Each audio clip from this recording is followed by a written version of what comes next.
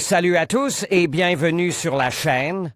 Je m'appelle Émile Garnier et ici, on parle de voitures sous tous les angles, entretien, astuces pratiques, fonctionnement des moteurs et bien plus encore.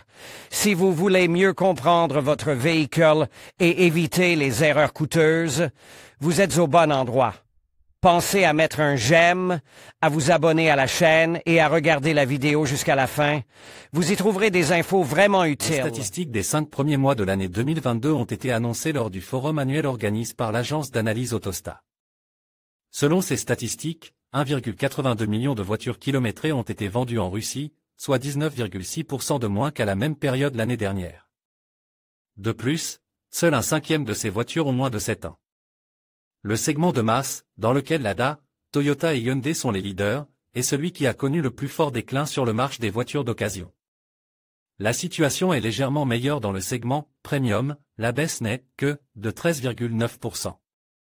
Mercedes-Benz, BMW et Audi remportent ici la palme de la supériorité. Les voitures d'occasion sont-elles tout pour nous? Selon les prévisions les plus optimistes, 5 millions de voitures seront vendues d'ici fin 2022 et le marché chutera de 16,3%. Malgré tout ce pessimisme, le tableau du segment de l'occasion est tout simplement rose dans le contexte de l'effondrement du marché des voitures neuves. Selon les prévisions du ministère de l'Industrie et du Commerce de la Fédération de Russie, il se vendra au mieux 750 000 unités à la fin de 2022, soit 55% de moins que l'année dernière, qui est également loin d'être une année record. Plusieurs raisons expliquent cette prépondérance en faveur des voitures d'occasion.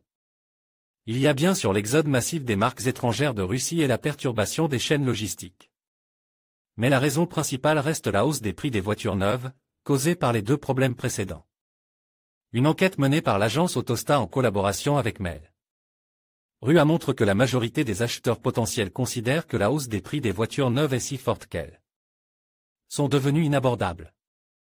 Un quart des personnes interrogées aimeraient acheter une nouvelle voiture, mais elles n'ont assez d'argent que pour acheter un véhicule d'occasion. Environ 70% envisagent d'acheter une voiture pour remplacer la précédente et seulement 17,3% prévoient d'acheter une voiture supplémentaire pour la famille. Il est intéressant de noter que les marques chinoises, qui remportent le plus de succès parmi les vendeurs de voitures neuves de marque étrangères, n'ont pas la faveur des acheteurs de voitures d'occasion.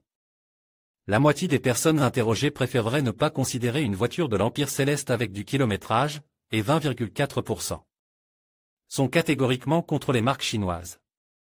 Quoi qu'il en soit, la situation devrait suivre le modèle psychologique classique, déni, colère, marchandage, dépression, acceptation. Aujourd'hui et demain en mai, 326,7 milliers de voitures d'occasion ont été vendues en Russie, soit 30% de moins qu'en 2021. Le plus grand nombre de transactions a été réalisé avec des voitures Lada, 90,8 000 ou 27,8%, dont la plupart des hatchbacks Lada. 2114, Samara, 2, 8,9 000 unités. En deuxième position Toyota avec un résultat de 32,4 milliers d'unités. Parmi les 5 premiers, on trouve également Hyundai, 17,5 milliers d'unités, Kia, 16,1 milliers d'unités, et Nissan, 15,9 milliers d'unités. Le meilleur résultat parmi les voitures étrangères a été la Hyundai Solaris, 6,8 milliers d'unités, suivi de la Ford Focus, 6,8 milliers d'unités. Les données relatives à la correction des prix moyens des voitures d'occasion sont assez éloquentes. Au cours des 8 dernières années, les prix ont augmenté de 167% en moyenne. En outre, les voitures de plus de 7 ans ont vu leur prix augmenter de 156%, tandis que les nouveaux exemplaires ont grimpé de 251%. Par rapport à l'année dernière, le prix moyen d'une voiture d'occasion passe de 800 000 à 1 150 000. La structure du marché ne cesse d'évoluer. Ces dernières années, les crossovers ont connu un véritable essor et cette tendance devrait se poursuivre. Les 4 segments les plus importants, B, SUV, C et D, ont réussi à conserver leur position de leader au cours des 15 dernières années, mais leur rapport a changé de manière significative. La part du segment B a diminué de 50% à 36%, tandis que la part des crossovers et des SUV a augmenté de 11% à 26%. La troisième ligne de popularité est occupée par la classe C, qui est passée de 11 à 16%, tandis que le segment D a chuté de 11 à 9%. Quelles sont les prochaines étapes? Une assistance active au niveau de l'État permettra probablement de sortir le marché de l'impasse. Le président russe a également donné pour instruction de mettre à jour la stratégie de développement de l'industrie automobile, en tenant compte des réalités d'aujourd'hui, d'ici au 1er septembre. Selon le chef de l'État, l'élément clé de la stratégie est la disponibilité de technologies et d'installations de production critiques propres à la Russie, d'un niveau tel qu'il garantira la compétitivité mondiale de l'industrie automobile. Il s'agit également de la fourniture de composants, à laquelle il convient d'accorder une attention particulière.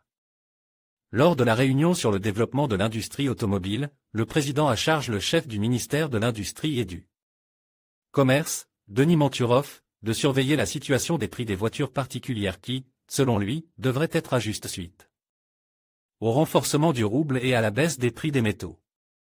Le programme annonce par M.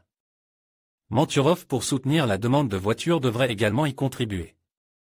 Dans le cadre de ce programme, 20,7 milliards de roubles seront alloués en 2022, dont 10,2 milliards de roubles seront consacrés aux prêts automobiles et 4,9 milliards de roubles au crédit bail préférentiel. Les autorités prévoient de consacrer 2,6 milliards de roubles à des remises pour les véhicules électriques et 3,3 milliards de roubles pour les véhicules à gaz. La mesure est opportune, le nombre de prêts automobiles accordés a diminué de 54% par rapport à l'année dernière, mais au cours des 5 premiers mois de cette année, la part des transactions de crédit dans le segment des voitures d'occasion a atteint 46%. Soit 10% de plus qu'en 2021 et 19% de plus qu'en 2020. Nous verrons d'ici la fin de l'année dans quelle mesure tous ces projets sont réalisables. En conclusion, le marché des voitures d'occasion connaît une dynamique surprenante avec une forte baisse des ventes, tandis que les prix continuent d'augmenter de 2,50 € en moyenne. Cette situation soulevait des questions sur l'avenir du secteur et les comportements des consommateurs.